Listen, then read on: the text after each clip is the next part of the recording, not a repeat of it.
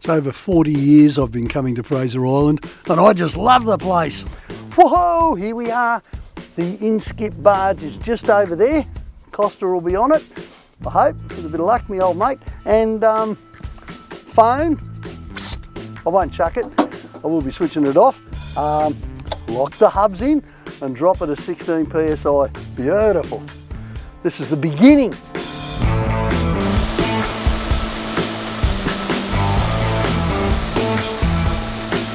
Right from the start, we've dropped our tyres down to about 16 PSI. And you've probably noticed about now how beautifully Milo 2's rolling along these days. That's since we took out the load bearers up the rear and put those airbags in. It's made a huge difference.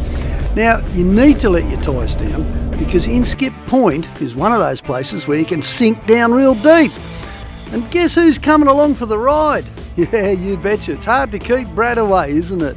There he goes, Brad MAXTRAX McCarthy in his awesome 6-wheel drive 200 series. Brad had this truck custom made and it's just about the ultimate traction weapon, it really is.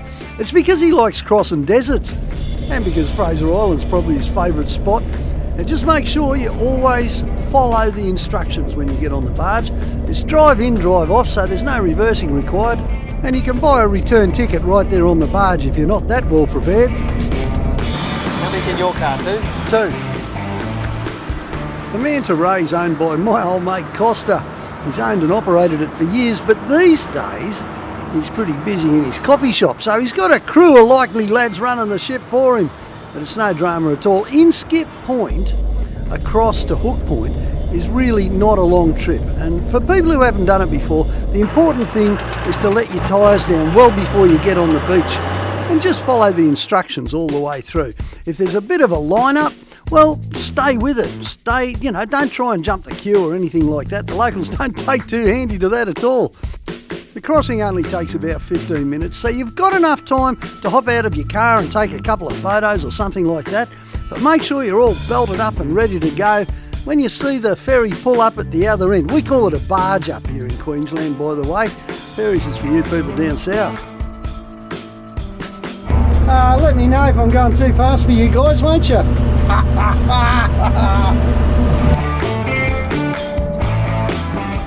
I first bought the handbrake up here, I don't know, maybe 25 years ago. So you can bet she wanted to come along this time too. Fraser's one of those places that just gets under your skin because it's just so good out here. I'll introduce the rest of the crew to you as we go along. Hey Brad, you must have done this little trip a few times? Yeah, mate, I've lost count. Oh, well that's what you get when you go with the bloke who wrote the book. Is this where you got the sort of MAXTRAX idea first time around? I know we talked about this about, 15, 20 years ago, but it was more mud-based, wasn't it, to start with? Yeah, mate, it was up on a beach up north. I was researching for a North Queensland Dirty Weekends guide and drove onto this beach following some little light tracks in the sand and thought, that looks alright. Turned out those tracks were laid down by a couple of quad bikes, so I got about a couple of k's up this beach and just broke through this crust of sand into black mangrove mud. I had 6 hours on the hand winch and thought it's got to be a better way than that, so that was the impetus for it. Too right. Hey, Matt, Flash Matt, is this your first time on Fraser? It certainly is, mate, and it's absolutely amazing.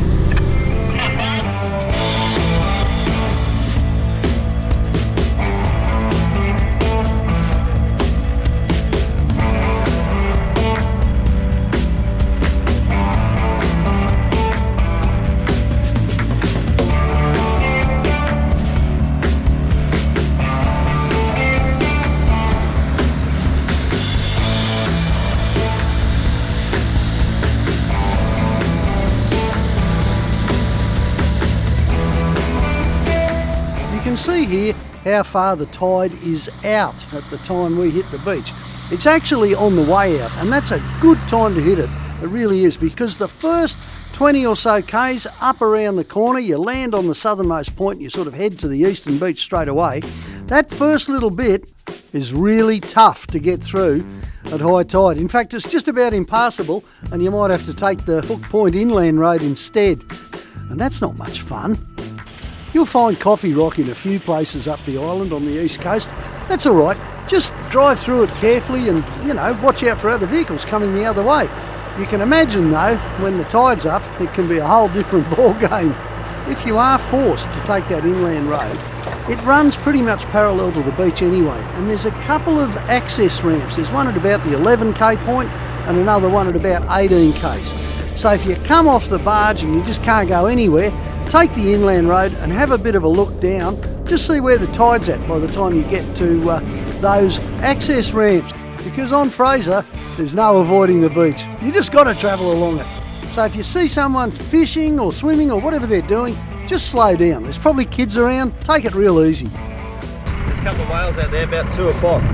Looks like 2 or 3 of them just behind the breakers. And it looks like there's a big hairy penguin whale at 12 o'clock right in front of Milo too. The beach camping areas, they start around Dilly, which is a private place these days, Dilly Village. It used to be the centre of a whole lot of sand mining back in the day, as I know too well. And by the time you get up to Eli Creek, you'll have gone past several camping zones, beach camping zones. So make sure you know which one you've booked into. Eli Creek is pretty obvious because it's the biggest creek on the eastern side of Fraser Island. You're not going to miss this one. There's plenty of other little places where the water runs across, but Eli's the big one. And when you get there, well, it's mandatory to hop up on the soft stand and have a bit of a look. Even on a sunny day, Eli Creek can flow 80 million litres in a day. And it's got an ecosystem all of its own. A bit like my crew, really. There's me and Karen, the handbrake, in Milo 2, and of course there's Brad in his mighty 200 Series 6-wheeler. You've already met Flash, and Richard's brought Tukta, his wife, along in the mighty 105. When the tide's out, it'll take you about an hour to get to Eli Creek. After you've had a look around, just up the road is the wreck of the Maheno. Now, it's guaranteed on a sunny day that there's going to be buckets of tourists hanging around the Maheno.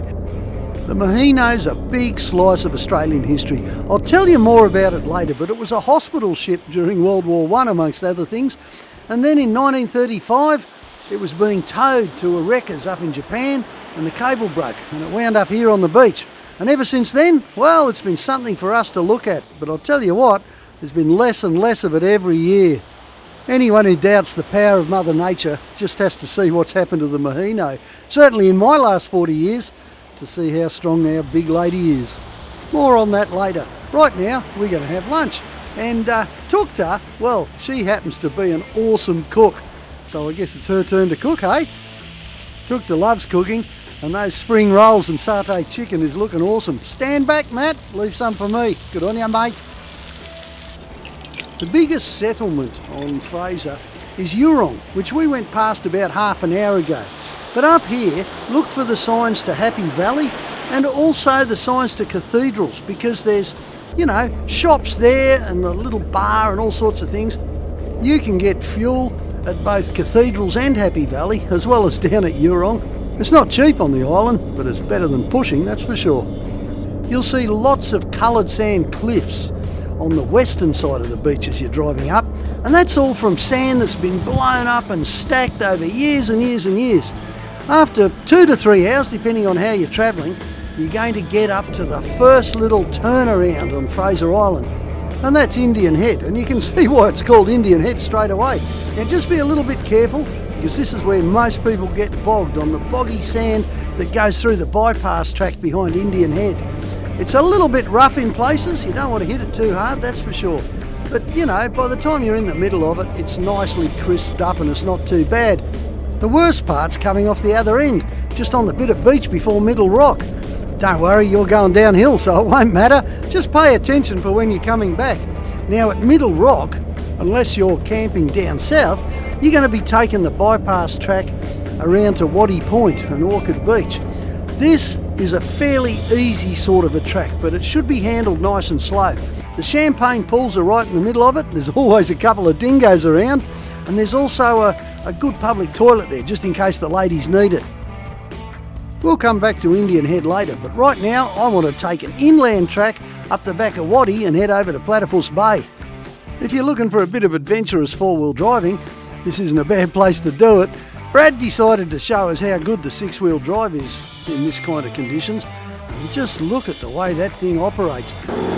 Is this the ultimate traction beast? I tell you what, I reckon it is, because that is insane. Whoa, fantastic. I'll see what I can do in Milo 2. She's a whole lot softer these days, and through this sort of stuff you can see that terrain tamer suspension working beautifully.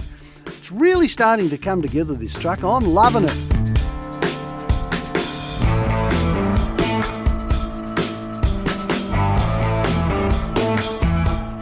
Flash's big V8 does this kind of stuff easily, all day long, and plenty of it. That's the beautiful thing about having that mid-wheelbase sort of length. Hey, a bit chopped up at the back, and you can just about go anywhere.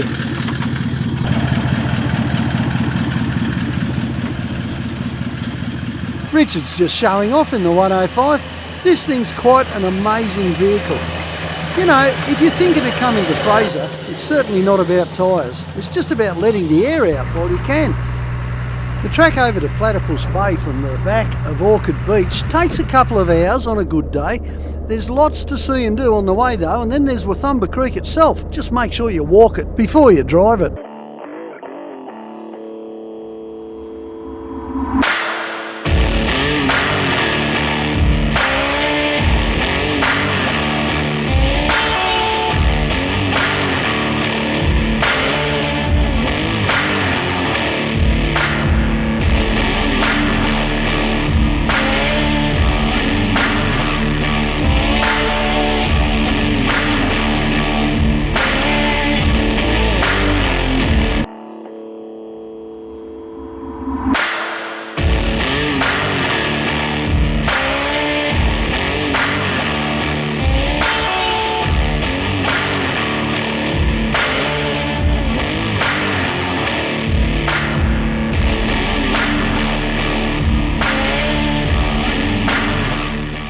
Shortly after the creek, you finally duck down onto the beach at Platypus Bay. This has got to be one of the most beautiful places on earth, but I'll let you work that out for yourself. Now, normally the fishers come in their boats over here because the fishing is really good in Platypus Bay. But if you drive across, just be aware that you can't go any further north than about where we are now. There's a bit of a camping ground up behind there, but you can run down the beach at least 40 k's, and there's a few more camping grounds along the way.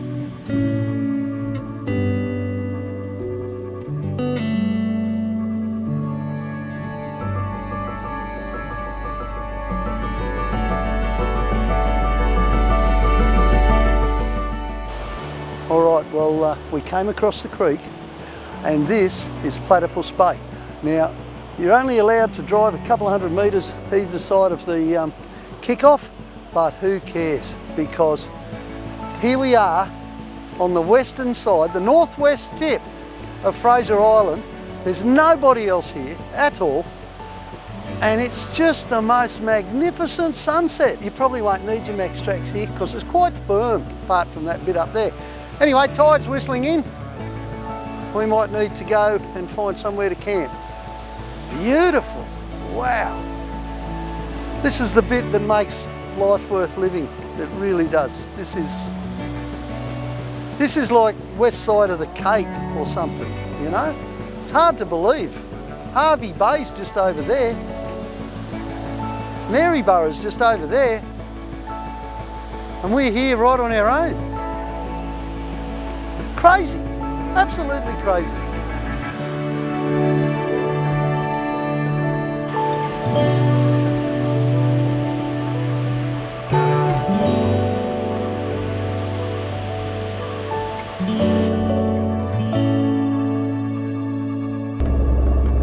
The west side of Fraser, it's wonderful, but it's not real good for sandflies sometimes of the year. So we're going to cross back over and pitch our camp somewhere over near Waddy Point. There's a few really good campgrounds over there. And I can't wait to settle in for the night, I can tell you.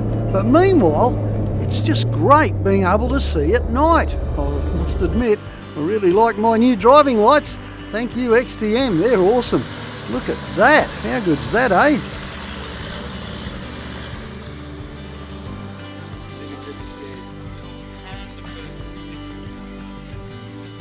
So what are you cooking now, Tukta? Thai masaman. Yeah, Thai beef masaman. With dinner on the way, all we got to do is finish the camp and get ready to relax. How good's Fraser Island? It's the best. Oh, it's beautiful, Tukta. That's perfect now. We Oh. don't need sugar. Okay, you need to Yep. teach me this. This is like real cooking. Where's the jar of peanut butter? Yeah. Wow, I reckon I'm going to learn some more about cooking on this trip too. Come on guys, if you haven't been to Fraser, now's your chance. Go on, get ready, come on up. Best place on earth.